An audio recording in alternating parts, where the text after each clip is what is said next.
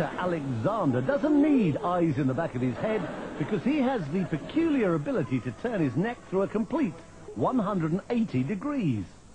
Normally the muscles and the vertebrae in the neck prevent that happening, but because of a peculiarity in his spine, Alexander has confounded orthopedic specialists for years.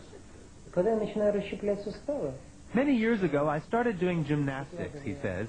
That's when I noticed that my vertebrae seem to be very flexible and that I can turn my head farther than normal. I worked at it little by little, going a little farther each time, and one day I was able to turn my head all the way around.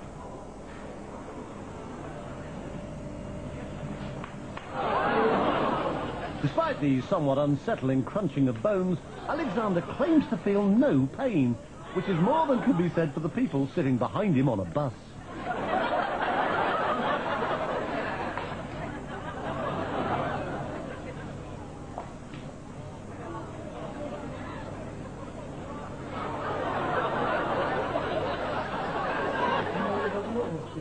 When I do it, it takes energy out of my whole body, he says. It requires 100% concentration. This may sound silly, I know, but in that moment, I don't feel like myself. It's as if I were another person whose body is filled with some kind of energy. I've been a radiologist for more than 30 years, he says, but I've never seen anything like it. Alexander is extremely flexible, no doubt about it. However, I suspect that it's a congenital ability.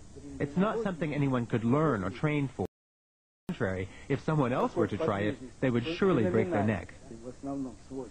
For me, it's absolutely normal and doesn't hurt at all. The fact that he can turn other people's heads as well, although obviously not as far, has encouraged Alexander to take his peculiar skill on a concert tour.